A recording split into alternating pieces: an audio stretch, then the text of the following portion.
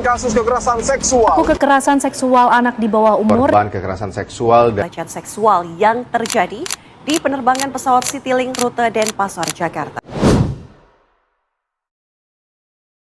KUHP baru membawa pembaruan penting dalam perlindungan terhadap korban kekerasan seksual. Salah satunya adalah pengaturan yang lebih eksplisit dalam pasal 414 mengenai perbuatan cabul yang dilakukan tanpa persetujuan. Pasal 414 KUHP baru mengatur bahwa setiap orang yang melakukan perbuatan cabul terhadap orang lain tanpa persetujuan dipidana, termasuk menyentuh organ seksual, memaksa korban melakukan perbuatan cabul atau tindakan fisik lainnya yang bernuansa seksual. Untuk menentukan terpenuhinya tindak pidana ini, penting melihat unsur-unsurnya.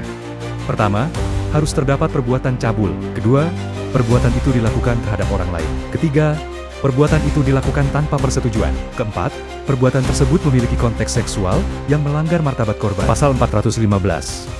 Persetubuhan tanpa persetujuan. Pasal ini merupakan pengaturan mengenai pemerkosaan. Persetubuhan dinilai sebagai tindak pidana jika dilakukan tanpa persetujuan korban, baik melalui paksaan, ancaman, penipuan, maupun ketika korban berada dalam kondisi tidak sadar, mabuk, atau tidak berdaya.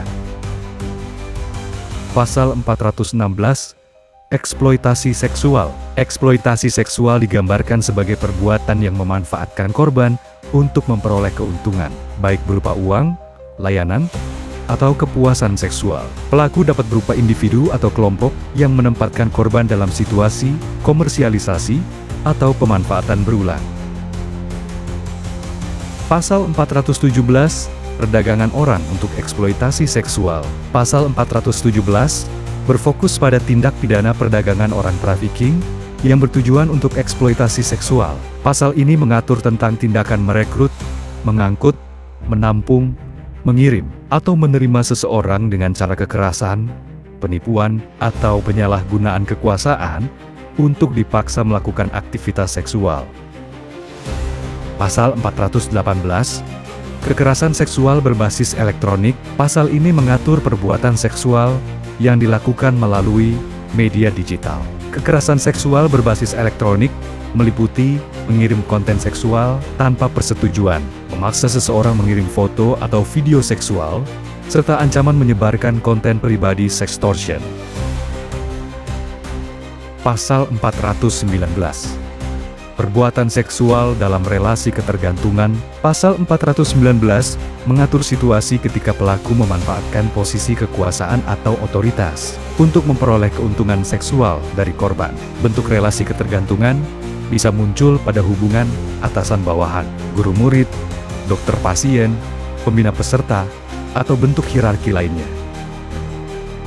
Pasal 420, pelecehan seksual. Pelecehan seksual dalam pasal ini mencakup tindakan menyentuh bagian tubuh secara tidak pantas, melakukan gestur bernuansa seksual, mengucapkan kata-kata porno, atau menunjukkan materi seksual tanpa persetujuan korban. Pasal 421, pornografi paksa dan perekaman tanpa izin. Pasal 421 mengatur tindakan memaksa seseorang membuat konten bernuansa seksual, melakukan perekaman aktivitas seksual tanpa izin, atau menyebarkan rekaman tersebut tanpa persetujuan korban. Pasal 422, pemaksaan perkawinan untuk hubungan seksual. Pasal ini menegaskan bahwa memaksa seseorang menikah dengan tujuan melakukan hubungan seksual merupakan tindak pidana.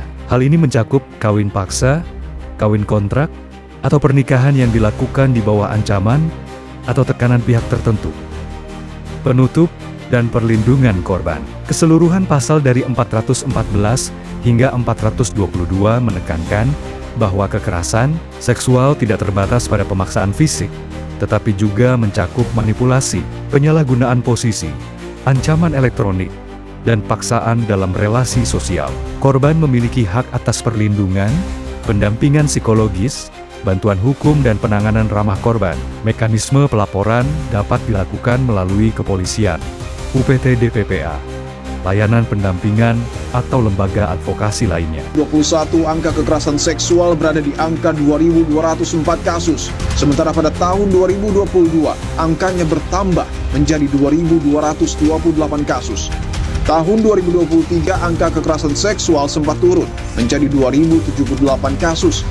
Namun pada tahun 2024, angka kekerasan seksual melonjak cukup drastis, yakni berada di angka 3.166 kasus.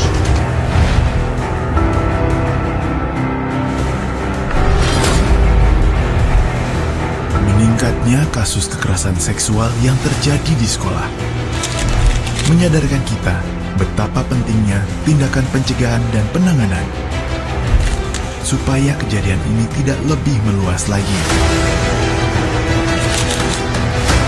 Bahaya psikis yang dialami korban akan berdampak besar di kehidupan mereka kelak.